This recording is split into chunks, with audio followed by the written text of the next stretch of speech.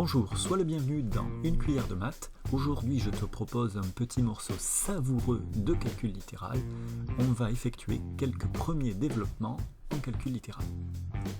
Développer une expression littérale consiste à transformer un produit en une somme ou une différence. C'est-à-dire que nous allons passer d'une expression pour laquelle la dernière opération prioritaire est une multiplication à une expression pour laquelle la dernière opération prioritaire est soit une addition, ce qui nous donnerait une somme, soit une soustraction, ce qui nous donnerait une différence. Pour transformer un produit en une somme ou en différence, je te rappelle les éléments clés sur un exemple. Donnons-nous donc un produit, c'est-à-dire une expression pour laquelle l'opération la moins prioritaire est une multiplication. C'est le cas dans mon exemple puisque j'ai deux opérations, une entre parenthèses qui est prioritaire et l'autre à l'extérieur des parenthèses qui est donc la moins prioritaire. C'est une multiplication, donc mon expression est bien un produit. Ce produit est articulé autour de deux facteurs, le facteur 3 et le facteur composé d'une addition 4 plus a. Et pour développer, il suffit de distribuer le facteur simple 3 à tous les termes qui entrent dans la composition du deuxième facteur 4 plus a. Alors distribuer, c'est un verbe qu'on utilise parce qu'il nous fait penser un petit peu à l'action de distribuer des cartes à tous les joueurs autour d'une table, mais concrètement, mathématiquement, distribuer, ça veut dire multiplier. On va donc multiplier 3 par 4 et multiplier 3 par a. Et que va-t-on faire de ces deux produits ? Eh bien, on va les ajouter. On va les ajouter pour une raison simple, c'est parce qu'entre parenthèses, nous avons une somme. Si jamais nous avions eu 4 moins a, dans ces cas-là, les deux produits auraient été séparés par une soustraction. Nous obtenons donc dans le membre de droite une expression composée de 3 calculs, 2 multiplications et une addition. Les parenthèses ont disparu, c'est donc bien l'addition qui est la moins prioritaire et qui donne le nom à cette nouvelle expression. On est bien passé d'un produit à une somme.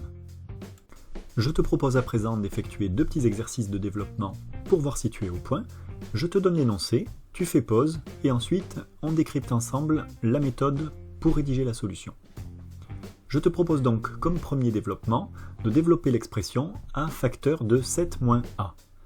Fais pause et je te donne ensuite la solution.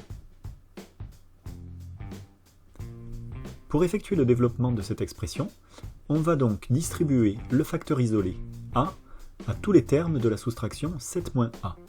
Comme il s'agit d'une soustraction entre parenthèses, nous savons déjà que nous allons obtenir deux produits séparés par une soustraction. Et ces deux produits seront obtenus en distribuant, c'est-à-dire en multipliant, le nombre a au terme 7 et au terme a de la soustraction située entre parenthèses. On obtient donc le produit a multiplié par 7, le produit a multiplié par a, séparés dans cet ordre par une soustraction. Puis, on va utiliser les conventions d'écriture vues dans une autre vidéo pour écrire 7a au lieu de a multiplié par 7, moins a au carré, puisque a multiplié par a peut être codé a au carré. Passons à présent au deuxième exercice. Je te propose de développer l'expression a facteur de 3 plus 5a. Je te laisse faire pause si tu souhaites faire l'exercice en même temps.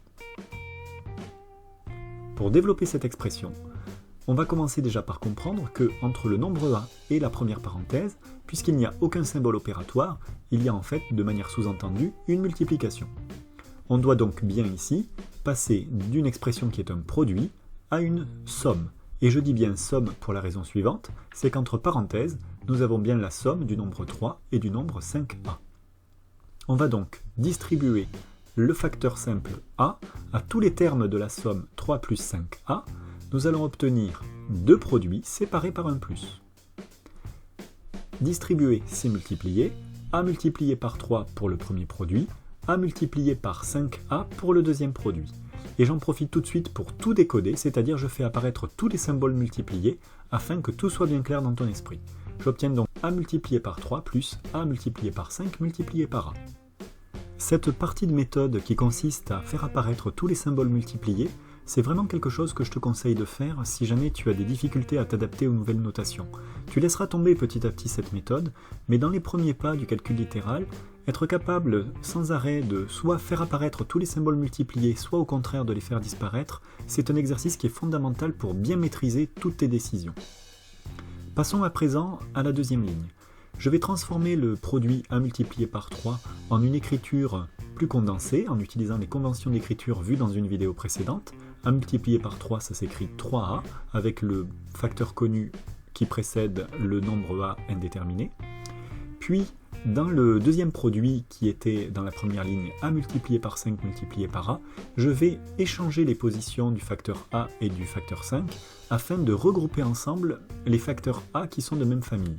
Regrouper dans un produit les facteurs de même famille, ça a pour intérêt souvent soit de pouvoir calculer et donc simplifier l'écriture en la raccourcissant, soit de coder une notation afin encore une fois de simplifier l'écriture en la contractant.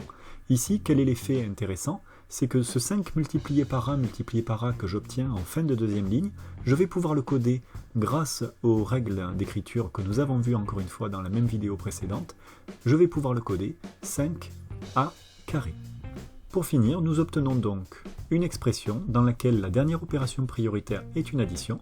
On est donc passé d'un produit à une somme. Nous avons rempli le contrat, nous avons bien développé. Cette vidéo s'achève ainsi. Je te dis à bientôt pour d'autres vidéos.